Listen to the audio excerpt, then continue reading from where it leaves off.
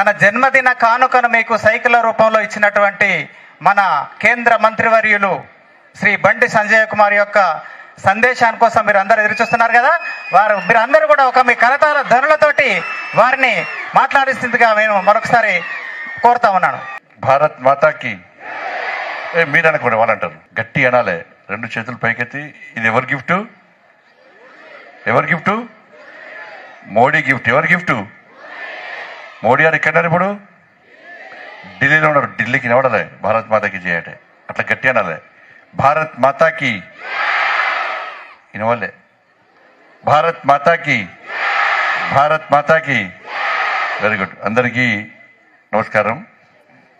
వేదిక పడినటువంటి గౌరవ అడిషనల్ కలెక్టర్ గారు, హన్మకొండ కరీంనగర్ సంబంధించి గౌరవ డిఓ గారు, గౌరవ ఆర్డీఓ గారు, గౌరవ మున్సిపల్ కమిషనర్ గారు, మా బీజేపీ జిల్లా అధ్యక్షులు కృష్ణారెడ్డి గారు, వేదిక ఇతర పెద్దలు, వచ్చేసినటువంటి విద్యార్థులు, వాళ్ళ పేరెంట్స్, మా నాయకులు, పాత్రికేయ మిత్రులందరూ కూడా హృదయపూర్వక నమస్కారాలు. ఇది మీ జీవితంలో మొట్టమొదటి ఆస్తి, అంతేనా కాదా? మీ మొట్టమొదటి ఆస్తిని మీకు మీ బండి సంజయ్ అన్న మీకు అందిస్తున్నాడు. మొట్టమొదటి ఆస్తి ఇది. మోడీ గారి గిఫ్ట్. మోడీ గారి గిఫ్ట్ అని ఎందుకంటున్నామంటే, మేము చాలాసార్లు మీరందరూ నన్ను ఎంపీ గెలిపించిన తర్వాత మీకు ఓటు లేకున్నా మీ పేరెంట్స్తో మీరు ఓట్లు వేయించారు. మీరు గెలిపించిన తర్వాత మేము ఢిల్లీ వెనక మన ప్రధానమంత్రి మోడీ గారు చాలా సందర్భాలు చెప్తూ ఉంటారు, మీది పనులు చేయకండి, రాజకీయాల కోసం నిరంతరం ఆలోచించకండి. మీరు గెలిపించిన పార్లమెంటు నియోజకవర్గంలో మీకు ఓట్లేసి గెలిపించిన ప్రజల కోసం ఏదో ఒక గొప్ప కార్యాన్ని చేయండి. ఆ గొప్ప కార్యం గురించి ప్రజలు చర్చించుకోవాలి. ఒక మంచి వాతావరణం ఆ ప్రాంతంలో నిర్మాణం కావాలని చెప్పి భారతీయ జనతా పార్టీకి సంబంధించిన పార్లమెంట్ సభ్యులకు కాదు, ప్రతి పార్లమెంట్ సభ్యునికి ఇలా నరేంద్ర మోడీ గారు ఇచ్చిన సందేశం. ఇది ఒక స్ఫూర్తిదాయకమైన సందేశం ఇది.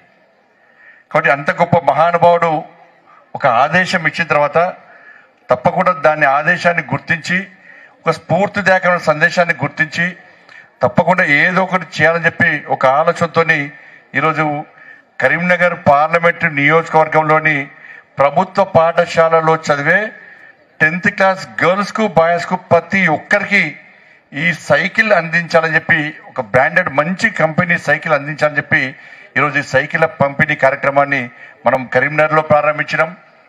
కరీంనగర్ నియోజకవర్గంలో ప్రతి విద్యార్థి సైకిల్ వెళ్ళిపోయింది. దాని తర్వాత సిరిసిల్లలో మొన్న ప్రారంభించినాం, ఈరోజు హుజాబాద్లో ప్రారంభించినాం. కాబట్టి ఈ వారం రోజుల పాటు సిరిసిల్ల, హుజాబాద్ అందరి విద్యార్థులకు సైకిల్ చేరిన తర్వాత మళ్ళా వేరే నియోజకవర్గంలో కార్యక్రమం ప్రారంభిస్తాం. అందరికీ సైకిల్ వస్తాయి. ఈ సైకిల్ ఇచ్చేది అధికారులే. ఇది రాజకీయ కార్యక్రమం కాదు, ఇది ప్రభుత్వ పథకము కాదు, నేను సొంతగా వేయడానికి నాకు కోటీశ్వరిని కాదు.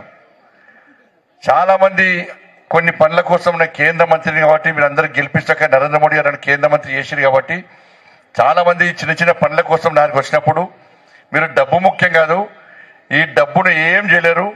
కోవిడ్ వచ్చినప్పుడు కోటీశ్వరు కూడా అడ్రస్ లేకుండా చనిపోయాడు, ఏం చేయలేదు, డబ్బు పట్టుకపో మనం. కాబట్టి సమాజం కోసం ఏదో ఒకటి చేయండి.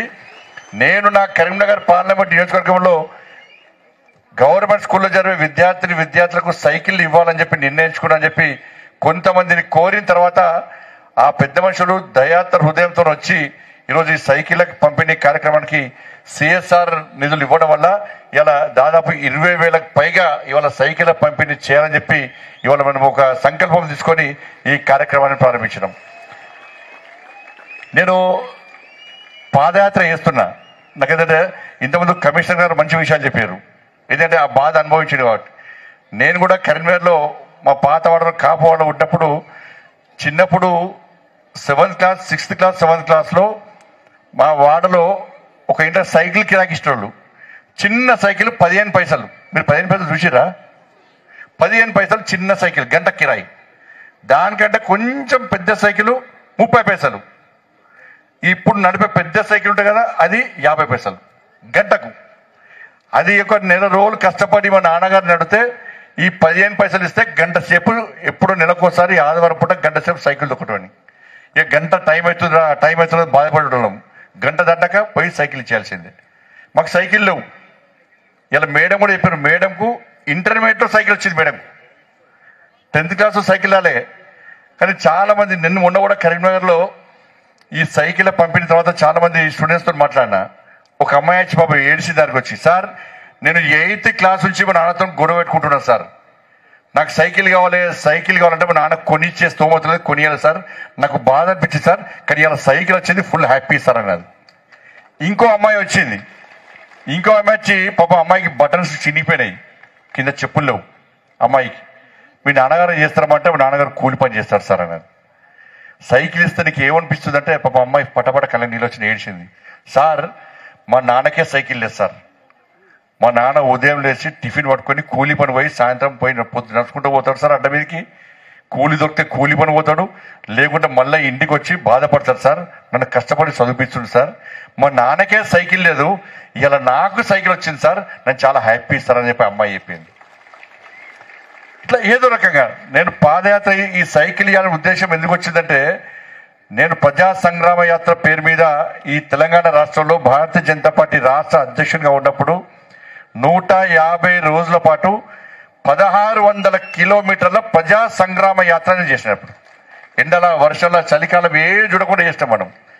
చేసినప్పుడు పాలమూరు జిల్లాలో ఒక ఊరికి పోయినా, ఆ ఊర్లో బీడీ కార్మికులు అందరూ కూడా ఒక చెట్టు కింద కూర్చొని బీడీలు చేస్తున్నారు.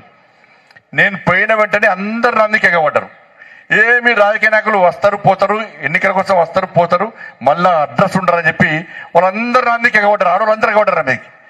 నేను చెప్పిన అమ్మాయి ఇప్పుడు ఎలక్షన్స్ లేవు, ఇంకా 3 సంవత్సరాలు 4 సంవత్సరాలకు ఎలక్షన్స్ లేవు, ఎలక్షన్ల కోసం రాలే, నేను ఓట్ల కోసం రాలే, మీ బాధలు కష్టాలు తెలుసుకుందామని వచ్చినా, నెక్స్ట్ మా ప్రభుత్వం వస్తే మీ బాధలు తీరుస్తామని చెప్పి వాళ్ళని సంధానించిన తర్వాత అవన్నీ పక్క వేరు సార్. ఇంక పక్క గుడిసె ఉన్నది, ఆ గుడిసెలో ఒక ముసలం ఉంటుంది, వాళ్ళ బిడ్డ ఉంటుంది, ఆ బిడ్డకు ఒక కొడుకు ఉంటాడు, వాడు పిచ్చోడు అయిపోయింది సార్ అన్నాడు. ఆ పిచ్చోడు సార్ కొడుకు అని చెప్పన్నారు. వాళ్ళకు మన వర్షానికి గుడిసె కూలిపోతే మేమే మనిషికి 50 రూపాయలు 100 రూపాయలు ఇచ్చి గుడిసె కట్టించినాం సార్, ఫస్ట్ పైగా గుడిసె వేయించు సార్, అదైతే నేను మంచోడు అనుకుంటామని చెప్పి నాకు చెప్పిన తర్వాత ఆ గుడిసెలకు పోయినా నేను. వాళ్ళ భర్త చనిపోయాడు, వాళ్ళ అమ్మ, ఆ చిన్న బాబు 8th క్లాస్ బాబు కూర్చున్నాడు. నీ పేరు ఏం పేరు అంటే పేరు చెప్పిండు. నువ్వు స్కూల్కు పోతలేవా అంటే పోన్ పోన్ పోన్ పోన్ అంటున్నాడు. అని ఈ పోన్ పోన్ పోన్ అన్నందుకే ఆ పిచ్చోడని ముద్రేసిన బాబు మీద. సరే అని చెప్పి వాళ్ళ అమ్మమ్మని అడిగిన, ఏమైందమ్మంటే వాడు పిచ్చోడు సార్ అంటుంది వాళ్ళ అమ్మమ్మ కూడా. వాళ్ళ అమ్మని అడిగితే వాళ్ళ అమ్మ కూడా వాడు పిచ్చిలేసింది సార్ అంటే వాళ్ళ అమ్మ అంటున్నది. కానీ అబ్బాయిని చూస్తే అట్లా లేడు, అబ్బాయి చాలా యాక్టివ్ ఉన్నాడు. వాళ్ళిద్దరిని వాళ్ళ అమ్మను బయటికి పంపించిన, నేను అంతను కూర్చున్నా, అరే నువ్వు నేను దోస్తున్నా పై దోస్తాను ఇస్తే దోస్తు చేస్తావా అంటే చేస్తా అన్నాడు. అన్ని వేరే విషయాలు మాట్లాడి నువ్వు స్కూల్కు పోవాలంటే నేను ఏం చేయాలి అన్న. పోను సార్ అన్నాడు. మీ ఫ్రెండ్స్ పేరు చెప్పా అంటే 6 ఫ్రెండ్స్ పేరు చెప్పారు. వాళ్ళకి ఏముంది అన్న. సార్ వాళ్ళకు అందరికీ సైకిల్ ఉన్నాయి, నేను సైకిల్ ముడితే నన్ను కొడుతున్నారు. వాళ్ళ 6 సైకిల్ ఉన్నాయి, నేను వాళ్ళ సైకిల్ ముడితే నన్ను కొడుతున్నారు సార్ అని చెప్పాడు. అప్పుడు అర్థమైపోయి సైకిల్ పంచాయతీ అని చెప్పని. నేను అడిగినా మరి స్కూల్కి పోవాలంటే ఏం చేయాలంటే నేను పోను సార్ అంటాడు. వాళ్ళ సరే నీకు సైకిల్ కొనిస్తే పోతావా అంటే ఆయన ఫేస్ మొత్తం వెలిగేది ఒకసారి. అప్పుడు సైకిల్ కొనిస్తే స్కూల్ పోతాడు. మరి సైకిల్ కొనిస్తే స్కూల్ పోతావు, ఇయ్యాలే కొనిస్తా సైకిల్ అన్న. అప్పుడు నేను పోతా సార్ అన్నాడు. ఆ అబ్బాయి పిచ్చోడా కానీ ఊరు మొత్తం ఏం చేసింది, పిచ్చోడ ముద్రేసింది. ఆ అబ్బాయిని మీ సోషల్ మీడియాలో చూసి ఉంటారు, మీ అందరికీ ఆ వీడియో వచ్చింది, నిన్న కూడా వచ్చింది వీడియో. ఆ అబ్బాయిని తీసుకుపోయి నేనే స్వయంగా తీసుకుపోయి సైకిల్ స్టోర్ పోయి సైకిల్ కొనిస్తే ఇలా అబ్బాయి ఒక 10 నెలల రోజుల క్రితం కూడా ఫోన్ చేసి, సార్ నేను రోజు స్కూల్ పోతున్నా సార్, సైకిల్ను రోజు తూడ్చుకుంటున్నా సార్, నేను సైకిల్ను శుభ్రంగా ఉంచుకుంటున్నా, స్కూల్కి పోతున్నా అన్నాడు. ఇది సైకిల్ అంతా ఎంత ఇంపార్టెంటో, దాని ఇంపార్టెన్స్ ఏందో ఇలా పాదయాత్ర సందర్భంగా దాదాపు 15-20 మందికి సైకిల్ కొనిచ్చిన. మీరు నమ్మరు, ఒక 5,000 నుంచి 10,000 మందికి చెప్పులు కొనిచ్చాను నేను. బాధ అనిపిస్తుంది అన్న. పాదయాత్ర చేస్తుంటే ఎండాకాలం పోతుంటే 15 మంది పిల్లలు ఉంటారు. దానిలో 2-3 చెప్పులు ఉంటాయి, బట్టలు ఉంటాయి, మిగతాలో చెప్పులు ఉంటాయి. వాళ్ళందరూ వచ్చినంత సెల్ఫీ దిగుతారు. ఈ ఎవరైతే చెప్పులు ఉన్నాయో బట్టలు ఉన్నాయో, అరే ఈ సార్ మొత్తం సెల్ఫీ దిగుతారో దిగడం దూరం ఉంటారు, ఈ కాళ్ళు కాలుతుంటే ఇట్లా కొట్టుకుంటామంటారు. బాధ అనిపిస్తుంది వాళ్ళందరినీ. నా కాళ్ళ మీద పెట్టుకుని కూడా సెల్ఫీ దిగిన. ఇట్లా దాదాపు 5,000 నుంచి 10,000 మందికి చెప్పులు కొనిచ్చిన నేను. మా వెనక మా గన్మెన్ ఉంటారు, చక్కని తీసి 500-1000 రూపాయలు ఇచ్చి ఆ బాబు చెప్పులు కొని ఇస్తారు చూడంటే, ఒక కార్యకర్త నుంచి పైసలు చేతికి ఇయ్యాము, పోయి చెప్పులు కొనిచ్చే తీసుకురావాలి. ఇట్లా పిల్లలంటే నాకు ఒకటి అభిమానం, పిల్లలంటే ప్రేమ. మళ్ళీ ఇంకోటి చెప్తున్నా, నేను కరీంనగర్ పార్లమెంట్ నియోజకవర్గంలో ఎంపీగా గెలిచిన అంటే ఒక 50% ఓట్లు ఈ పిల్లలు వాళ్ళ పేరెంట్స్తో నాకు ఓట్లు వేయించారు. ఈ పిల్లలు పేరెంట్స్తో ఓట్లు వేయించారు. కాబట్టి ఇవన్నీ గుర్తించిన తర్వాతనే మన కరీంనగర్ జిల్లా కలెక్టర్ గారు బేటీ బచావో బేటీ పడావో ఈ కార్యక్రమం సందర్భంగా ఒక 100 సైకిళ్లను మెరిట్ స్టూడెంట్స్ ఇచ్చారు. 10th, 8th, 9th, 10th. ఈ సైకిల్ ఓన్లీ ఇప్పుడు 10th వాళ్ళకే కాదు. నేను పార్లమెంట్ సభ్యునిగా ఉన్న రోజులు నెక్స్ట్ ఇప్పుడు 9th అమ్మాయిలు వచ్చి నాకు బోకే ఇచ్చిపోయారు. వాళ్ళకి చెప్పిన మీరు నెక్స్ట్ 10th వస్తారు కూడా మీకు కూడా సైకిల్ ఇస్తా. నెక్స్ట్ 8th వాళ్ళు 10th వస్తారు, వాళ్ళు కూడా సైకిల్స్ ఇస్తా. 7th వాళ్ళు 10th వస్తారు, వాళ్ళు కూడా సైకిల్స్ ఇస్తా. సైకిల్ నేను పార్లమెంట్ సభ్యుడిగా ఉన్న రోజులు ప్రతి సంవత్సరం 10th విద్యార్థులకు పక్క గవర్నమెంట్ స్కూల్లో చదివే విద్యార్థులకు సైకిల్ ఇస్తా. ఎందుకు సైకిల్స్ అంటే ఆ రోజు కలెక్టర్ గారు ఈ సైకిల్స్ 10th క్లాస్ మన మెరిట్ స్టూడెంట్స్ సైకిల్స్ ఇచ్చినాక మంచి ఫీడ్బ్యాక్ వచ్చింది. ఆ రోజు డిస్కస్ చేస్తాం మేము, అరే పల్లెటూరులో పాఠశాలలు ప్రభుత్వ పాఠశాలలో చదువుకునే విద్యార్థులు ప్రైవేటు పాఠశాలలో చదువుకునే స్తోమత ఉండదు. ఇలా గ్రామాలలో ట్రాన్స్పోర్టేషన్ ప్రాబ్లం ఉంది, ఆటోలో పోయే స్తోమత ఉండదు. కాబట్టి మార్నింగ్ 10th క్లాస్ చాలా ఇంపార్టెంట్. కాబట్టి మార్నింగ్ స్పెషల్ క్లాసెస్ ఉంటాయి, ఈవినింగ్ స్పెషల్ క్లాసెస్ ఉంటాయి. మార్నింగ్ జబ్బకు బ్యాగ్ వేసుకొని పిల్లలు పోతుంటే చాలా బాధ ఉంటుంది. చెప్పులుండయి, బట్టలు ఉండే సరిగా, కానీ క్లాస్కి పోవాలి, నేను మంచి చదువుకోవాలని చెప్పి ఒక తపన, ఒక ఆవేదన ఉంటుంది లోపల, ఒక లక్ష్యం ఉంటుంది లోపల. కాబట్టి మార్నింగ్ క్లాసెస్ మిస్ అవుతారు, టైం లేట్గా పోయి సాయంత్రం ఇంటికి రావాలంటే కూడా రాత్రిపూట రావడము ఇబ్బంది అవుతుంది. కాబట్టి ఈ డ్రాప్ అవుట్స్ ఎక్కువైతున్నాయి. కాబట్టి ఈ విద్యార్థులకు చదువు లోపల చేదోడు వాదోడు వల్లే తృణమో ప్రణమో ఉడతా భక్తిగా మనం కూడా సహాయం చేయాలని చెప్పి ఉద్దేశంతో ఆ 100 సైకిల్ ఇచ్చిన తర్వాత ఫీడ్బ్యాక్ రావడంతో నేను ఒక సంకల్పం తీసుకొని ఎట్టి పరిస్థితిలో పిల్లలకు సైకిల్ అందించాలని ఒక లక్ష్యంతో మిమ్మల్ని ఆదుకోవాలనే ఉద్దేశంతో ఈ సైకిళ్ల పంపిణీ కార్యక్రమాన్ని చేపట్టడం చాలా బ్రహ్మాండంగా సక్సెస్ అవుతుంది. ఇవాళ ఈ కరీంనగర్లో సైకిళ్ల పంపిణీ కార్యక్రమం గురించి దేశవ్యాప్తంగా చర్చ జరుగుతున్నది. చాలా మంది కూడా నాకు ఫోన్ చేస్తున్నారు, ఎంపీలు ఫోన్ చేస్తున్నారు నాకు. ఎంపీలు ఫోన్ చేసి అరే మంచి ప్రోగ్రామ్ అన్నా ఎట్లా చేస్తున్నావు అంటే చెప్తున్న వాళ్ళందరూ కూడా మీరు కూడా చేయండి, మంచి పేరు వస్తుంది మీకు, అందరిని ఆదుకున్న వాళ్ళని చెప్పి చాలా మందికి చెప్తున్నాను నేను. కాబట్టి ఎవ్వరు కూడా సైకిల్ రాకుండా ఉండదు, సైకిల్ పక్కా మీకు వస్తుంది. కేంద్రంలో ఉన్నది నరేంద్ర మోడీ గారి ప్రభుత్వం. మీకు 2014-2015లో నరేంద్ర మోడీ గారి ప్రభుత్వం రాకముందు మీ చదువుల కోసం విద్యకు గత ప్రభుత్వం ఇచ్చిన బడ్జెట్ ఎంత అంటే కేవలం 68,000 కోట్లు మాత్రమే బడ్జెట్ ఇచ్చారు. నరేంద్ర మోడీ గారి ప్రభుత్వం వచ్చినాక మొన్న ఈ సంవత్సర బడ్జెట్ 2025-26 బడ్జెట్ ఎంత అంటే 128,000 కోట్ల రూపాయలు కేవలం విద్య కోసం ఇచ్చారు. వాళ్ళ అంటే విద్యకు నరేంద్ర మోడీ గారి ప్రభుత్వం ఎంత ప్రాధాన్యత ఇస్తుందో అర్థం చేసుకోండి. ఈ 11 సంవత్సరాల కాలంలో 8 లక్షల కోట్ల రూపాయలను ఇలా విద్య కేటాయించడం. ఇక దేశవ్యాప్తంగా ఏకలవ్య పాఠశాలలు, సైనిక్ స్కూళ్ళు, నవోదయ స్కూళ్ళు, కేంద్రీయ విద్యాలయాలు ఇట్లా అనేక విద్యా సంస్థలను నెలకొల్పుతూ ఇవాళ విద్యను ప్రోత్సహించే ప్రయత్నం చేస్తున్నాం మనం. కాబట్టి మీరందరూ కూడా మీ పేరెంట్స్, మళ్ళీ చెప్తున్నా, మీరు రోజు బుక్స్ చదివేటప్పుడు ఈ పేజీలు మరలేసేటప్పుడు మీ అమ్మా నాన్న యొక్క కష్టాలు ఆ పేజీలో రావడాలి. మా నాన్న మా అమ్మ ఎంత కష్టపడుతున్నారు, చదివించే స్తోమతలు లేకుండా కూడా వాళ్ళు కష్టపడుతూ మమ్మల్ని చదివిపిస్తున్నారు. కాబట్టి నేను కష్టపడి చదవాలి, తల దించుకొని పాఠ్యాంశాలు చదవండి, భవిష్యత్తులో తల ఎత్తుకొని జీవించే పరిస్థితి వస్తుంది. మీ అమ్మా నాన్నల కష్టాలు మీరు చదువుతున్నప్పుడు పక్కన ఉండాలి. స్టైల్గా తిరిగి ఇబ్బంది లేదు, ఒక లక్ష్యం ఉండాలి. మీరు సక్సెస్ కావాలంటే ఇలా వేదిక మీద ఇంతమంది ఇప్పుడు కమిషనర్ చెప్పారు, వేదిక మీద ఇంతమంది అడిషనల్ కలెక్టర్ ఉన్నారు. వీళ్ళందరూ కష్టపడి లక్ష్యాన్ని ఎంచుకొని వచ్చారు. ఒక వ్యక్తి సక్సెస్ కావాలంటే ఫస్ట్ పట్టుదల ఉండాలి, తర్వాత క్రమశిక్షణ ఉండాలి, దాని తర్వాత లక్ష్యం ఉండాలి. కాబట్టి ఇవన్నీ ఉంటేనే ఎవరైనా సక్సెస్ అవుతాం. ఏం కాకుండా ఈసారి టెన్త్ తర్వాత ఇంటర్మీడియట్ తర్వాత వట్టి కూర్చుంటే మీకు పెళ్లి చేస్తాం మీ అమ్మ నాన్న. ఏం చేయాలి? లక్ష్యం ఉండాలి. కలెక్టర్ కావాలన్నా డాక్టర్ కావాలన్నా మీ అమ్మ నాన్న చెప్తారు మీకు, బిడ్డ నేను చదివిస్తున్నా నువ్వు ఇదిగా అని చెప్పి ఒక లక్ష్యాన్ని మీకు ఇస్తారు. దాన్ని చేరుకునే ప్రయత్నం చేయాలి. కానీ ఇటువంటి ప్రయత్నం, ఎందుకంటే మన కష్టాలు ఉంటాయి. బాబాసాహెబ్ అంబేద్కర్ అందరూ తెలుసు. ఆయన స్కూల్ పోతే హేళన చేశారు. ఆయనకు తిండి లేదు, ఉండడానికి ఇల్లు లేదు, బట్టలు లేవు. ఎన్ని హేళనలు చేసినా కూడా వాళ్ళు అన్ని ఎప్పుడు ఆ బాబాసాహెబ్ అంబేద్కర్ అబ్బా నన్ను హేళన చేస్తున్నారు, నా పైసలు లేవు, సమాజాన్ని దూరం కొడుతున్నారని చెప్పి ఎప్పుడు బాబాసాహెబ్ అంబేద్కర్ బాధపడలే, భయపడలే. దీని అన్నింటినీ ఎదుర్కోవాలి. వీళ్ళ సంగతి ఏందో చూడాలి. ఇవాళ ఎవడైతే నన్ను హేళన చేస్తున్నారో వాళ్ళందరికీ నేనే స్ఫూర్తి కావాలని చెప్పి ఒక గొప్ప మహనీయునిగా ఈ భారతదేశానికి రాజ్యాంగం అందించిన వ్యక్తిగా ఏ విధంగా బాబాసాహెబ్ అంబేద్కర్ స్ఫూర్తినాడో దాన్ని మనం ఆదర్శంగా తీసుకోవాలి. వాళ్ళ నరేంద్ర మోడీ గారు ఛాయంకునే వ్యక్తి, వాళ్ళ కుటుంబం ఛాయంకునే వ్యక్తి. దేశ ప్రధాని అయితే చాలా మంది హేళన చేశారు, అరే ఈ ఛాయంకుంటూ ప్రధాని చేస్తారా అని చాలా మంది అన్నారు.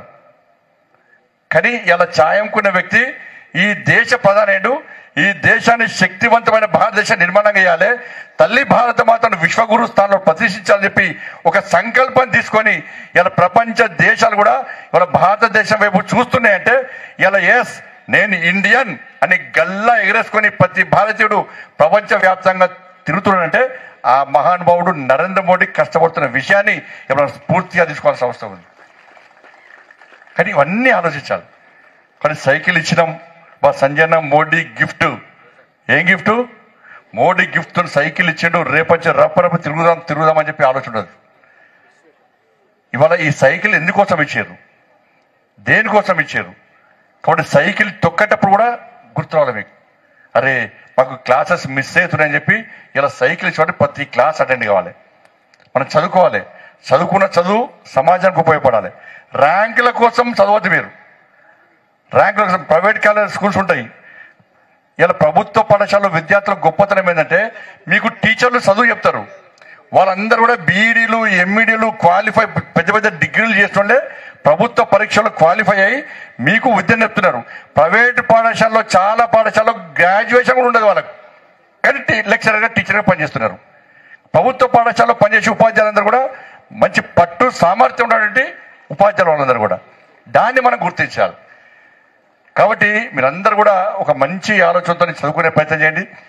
ఈ సైకిల్ ఒక మంచి ఆలోచనతో మీకు పంపిణీ చేస్తున్నాం. రాబోయే రోజుల్లో సైకిల్తో అవుతలే మనం. మీ 7th, 8th, 9th, 10th వాళ్ళకు సైకిల్ ఇస్తున్నాం. ఫస్ట్ ఎల్కేజీ నుంచి 6th వరకు, ఎల్కేజీ నుంచి 6th వరకు నెక్స్ట్ మోడీ కిట్స్ ఇస్తున్నాం. ఏంటి అవి? మోడీ కిట్స్. ఆ మోడీ కిట్స్ లో ఒక మంచి బ్యాగ్, 6 నోట్బుక్స్ ఇస్తాం, పెన్సిల్స్, ఎరేజర్స్ ఇస్తాం, ఒక స్టీల్ వాటర్ బాటిల్ ఇస్తాం. అవి కూడా రెడీ అవుతున్నాయి. ఈ సైకిళ్ళ పంపిణీ తర్వాత గవర్నమెంట్ స్కూల్లో చదివే విద్యార్థులందరూ కూడా మనం మోడీ కిట్స్ ఇస్తున్నాం. దీని ద్వారా ఏమవుతుందంటే రాబోయే రోజుల్లో ప్రైవేటు పాఠశాలతో ప్రభుత్వ పాఠశాల విద్యార్థులు పోటీ పడాలి. నెక్స్ట్ ప్రభుత్వ పాఠశాలలో అడ్మిషన్స్ ఇంకా పెరగాలి. మేము దేనికి తక్కువ కాదు, మేము ప్రైవేటు పాఠశాల కంటే మేమే హీరోలం అని చెప్పి చెప్పుకునే స్థాయికి రావాలని చెప్పి ప్రోత్సహించాలనే ఉద్దేశంతో మనం చేస్తున్నాం. ఇవాళ ప్రైవేట్ పాఠశాల ఉంటుంది 1, 1, 1, 2, 2, 2, 3, 3 అని రిజల్ట్స్ కాగానే ర్యాంకులు వస్తాయి. అవన్నీ ర్యాంకులు కొనుక్కుంటారు వాళ్ళు ర్యాంకులు కొనుక్కుంటున్నారు. కానీ మీరు కష్టపడి ర్యాంకులను సాధిస్తున్నారు. మీరు దాన్ని మనం గుర్తించాలి. మీకు ఉదాహరణ చెప్తాను. నేను కరీంనగర్లో గీతాభవన్ చౌరస్తాలో గీతాభవన్ స్వీట్ హౌస్ పోయి వస్తాను. నేను ఆ స్వీట్ హౌస్ పోయిన తర్వాత నేను ఛాయ్ తాగడానికి పోతే ఒక పాఠశాలకు సంబంధించి ఒక పీటీ సార్ వచ్చేయండు. అన్న నమస్తానంటే నమస్తే, ఏం సంగతి సార్ ఎడొచ్చిన వాడినా? సార్ స్వీట్ పాకెట్స్ ఆర్డర్ ఇచ్చిన సార్ అన్నాడు. దేనికోసం అన్నా అంటే, సార్ ఎల్లుండి రిజల్ట్స్ వస్తున్నాయి సార్ 10th, మాకు 6th ర్యాంక్ వచ్చింది సార్ అంటున్నాడు. రిజల్ట్స్ ఎప్పుడు వస్తున్నాయి? ఎల్లుండి రిజల్ట్స్ వస్తున్నాయి సార్, మా పాఠశాలకు 6th ర్యాంక్ వస్తున్నది, మేము స్వీట్లు వంచడానికి పటాకులు కాలడానికి మేము రెడీ అవుతున్నాం సార్ అన్నాడు. ఎట్లా తెలిసింది ఆయనకు? నేను చూసినా, సరే చూద్దామని చూసరికి నిజంగా 6th ర్యాంక్ వచ్చింది వాళ్ళకు. ఎట్లా వచ్చిందా ర్యాంకు? ఎట్లా వచ్చింది ర్యాంకు? కొనుక్కున్నారు వాళ్ళు. కానీ మన ప్రభుత్వ పాఠశాలలో టీచర్లు కానీ హెడ్ మాస్టర్ కానీ ర్యాంకు కొనుక్కుందామంటారా? ఏమంటారు? ర్యాంకు సాధించాలంటారు. ఇలా ఉపాధ్యాయులు కూడా పిల్లలు ఉంటారు, మీ లెక్క వాళ్ళ ఇంట్లో పిల్లలు ఉంటారు. కానీ ఉదయం 8 గంటలకే ఇంట్లో వంట చేసి ఏదో పని చేసి మీకు చదువు చెప్తారు. సాయంత్రం దానికే మీతో ఉంటారు. మళ్ళీ ఇంటికి వచ్చేసరికి వాళ్ళ ఇంట్లో వాళ్ళ పిల్లలు పడుకుంటారు. మళ్ళీ పొద్దునేసి పిల్లలు స్కూల్కి పోతారు. ఇవాళ బిజీ వాళ్ళది. ఇవాళ వాళ్ళ పిల్లలకు ర్యాంకులు వస్తే ఉపాధ్యాయులు సంతోషపడరు. ఎవరికి ర్యాంకులు సంతోషపడతారు? మేము చదువు చెప్పినా మా విద్యార్థులకు ర్యాంకులు వస్తేనే సంతోషపడతారు. అంత గొప్ప వృత్తి ఉపాధ్యాయ వృత్తి. కాబట్టి ఒకవైపు తల్లిదండ్రులు, ఒకవైపు ఉపాధ్యాయులు, వాళ్ళందరినీ గుర్తుంచుకొని మీరు కష్టపడి చదవాలి. చదివి ఉన్నత స్థానానికి వెళ్ళాలి. ఒక లక్ష్యాన్ని ఎంచుకోండి, తప్పకుండా ముందు పోండి. మీ భవిష్యత్తు మంచిగా ఉంటుంది. ఈ సైకిల్ వాడేటప్పుడు కూడా సాయంత్రం దగ్గర ఉంచుకోవాలి. మళ్ళీ మీ ఇంట్లో మీ అక్క చెల్లెలు, చిన్న తమ్ముళ్ళు చెల్లెలు సైకిల్ దొక్కుంటే ప్రమాదాలు వస్తాయి. మీరు కూడా ప్రమాదాలకు గురి కాకుండా ప్రశాంతంగా సైకిల్ నడుపుకోవాలి. పోయేటప్పుడు లెఫ్ట్ సైడ్, వస్తేటప్పుడు రైట్ సైడ్ పెట్టుకోవాలి. ఇలా మంచి సైకిల్ బ్రాండెడ్ సైకిల్. అయితే కొత్త సైకిల్ కాబట్టి రోజు ఫిట్టింగ్ ప్రాబ్లం వస్తుంది. కాబట్టి కొంచెం నట్లు బోలు ఇట్లా కొంచెం లూజ్ అయితే మీరు ఫిట్ చేసుకోవాలి. ఒక 10 డేస్ తర్వాత మీ సైకిల్ అన్నిటిని కూడా సర్వీసింగ్ చేయించుకోవాలి. కొత్త కారు కొన్నా, కొత్త హెలికాప్టర్ కొన్నా కూడా ఒక 1 వీక్ తర్వాత ఏమైతుందంటే అన్ని లూజ్ అయిపోతూ ఉంటాయి. కాబట్టి అవన్నీ మళ్ళీ తిరిగి ఫిట్ చేసుకోవాలి. ఒక్కసారి ఫిట్ చేసుకుంటే మళ్ళీ బ్రహ్మాండంగా ఉంటాయి. ఆ సైకిల్ అన్ని బ్రాండెడ్ సైకిల్స్. దాన్ని మంచిగా ఉపయోగించుకోండి, మంచిగా వాడుకోండి, జాగ్రత్తగా వెళ్ళాలి. ఎవరైతే ఇక్కడికి రాలేదో, ఇది ఓన్లీ హుజాబాద్ ప్రాంతానికి సంబంధించిన విద్యార్థులకు మాత్రం ఇక్కడ ఇస్తున్నాం. మిగతా మండలకు సంబంధించి విద్యార్థులు ఎవరుతున్నారో ఆ మండలానికే, ఆ స్కూల్కే సైకిల్ పంపిస్తాం. అది 2 రోజులు, రేపా ఎల్లుండా ఈ వారం రోజుల లోపల ఆ మండలానికే సైకిల్స్ పోతాయి. అక్కడనే సైకిల్స్ ఇస్తాం. కాబట్టి సైకిల్స్ అందరూ జాగ్రత్తగా వాడుకోండి. ఇంకా మీకు ర్యాంక్స్ వస్తే మాకేముండాలి నెక్స్ట్? అబ్బా సైకిల్స్ వంచితే ఫస్ట్ ర్యాంక్ వచ్చింది గవర్నమెంట్ స్కూల్లో, కాబట్టి నెక్స్ట్ మేము స్కూటీలు వంచాలి. అట్లా ఆలోచన రావాలంటే ఏం చేయాలి? మీరు మంచి ర్యాంక్ చేసుకోవాలి. మళ్ళీ రేపటి నుంచి దుర్గబట్టి నన్ను స్కూటీలు కొనియమంటే నేను కొనిచ్చే స్థాయి లేదు. మాకు ఆలోచన రావాలి. అరే సైకిల్స్ కొనిస్తేనే ఫస్ట్ ర్యాంక్ వచ్చింది గవర్నమెంట్ స్కూళ్ళలో, నెక్స్ట్ స్కూటీ కొనిద్దాం. అట్లా ఆలోచన రావాలి. కాబట్టి అట్లా మీరు కష్టపడి పనిచేయాల్సింది. మీ అందరికి విజ్ఞప్తి, అందరూ వాటర్ తాగండి. ఎండ బాగున్నది, వేడి ఎక్కువ ఉన్నది. ఎక్కడ కూడా ఇబ్బంది కాకుండా మీరు ప్రశాంతంగా సైకిల్తోని ముందుగా ప్రదర్శిద్దాం. మేము జెండా ఊపి మీరు ర్యాలీని మీరు సైకిల్ని ప్రారంభిస్తాం. అందరికీ నమస్కారం. భారత్ మాతాకి జై.